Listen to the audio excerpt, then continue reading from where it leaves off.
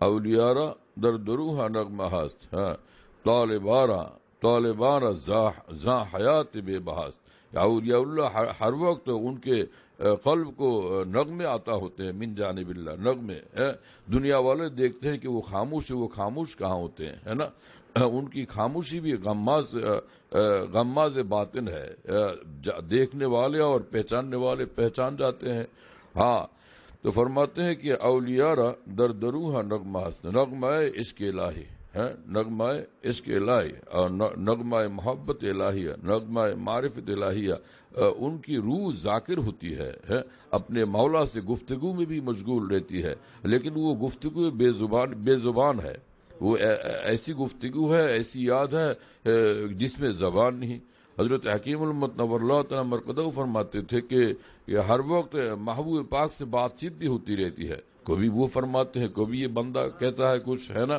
اور دعا مناجات کی بھی صورت ایک تو یہ ہے کہ زبان سے کچھ کہتا ہے بندہ، کبھی قلب روح مشغول دعا، ہے نا، اور حق تعالیٰ کے ساتھ مشغول گفتگو، لیکن ظاہر میں وہ خاموش نظر آتے ہیں. اسی لیے خواجہ عزیز الحسن رحمہ اللہ نے فرمایا کہ جو چپ بیٹھوں تو ایک کوئے گرا معلوم ہوتا ہوں، اور جو لب کھولوں تو ایک دریا رواں معلوم ہوتا ہوں. دریا تو ہوتا ہے لیکن وہ دریا خاموش ہوتا ہے، لیکن جب وہ لب کھولتے ہیں تو اس دریا کی روانی اور طغیانی پھر ظاہر ہونے لگتی ہے نا.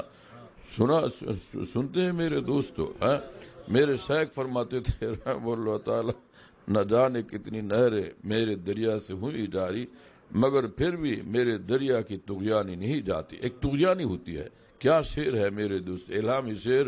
اہل اللہ اپنے آپ کو چھپانے کی کوشش تو کرتے ہیں لیکن وہ چھپا نہیں سکتے. حق تعالیٰ کی طرف سے ان کے باطنی حالات کا اس طرح ظہور ہو جاتا ہے، یہ ظاہر کر دیے جاتے ہیں تاکہ خوش نصیب لوگ ان کی قدر کر کے سعادت مند ہو جائے، سعید ہو جائے، اللہ کے عشاق دیوانوں میں ان کا شمار ہو جائے، ہے نا. تو یہ قسمت کا معاملہ ہوتا ہے. اللہ تعالی ہم سب کو عشاق کے حق کی صحبت کے لیے قبول فرمائے، ان کی نگاہوں کے لیے، توجہات کے لیے، ان کے دعاؤں کے لیے قبول فرمائے.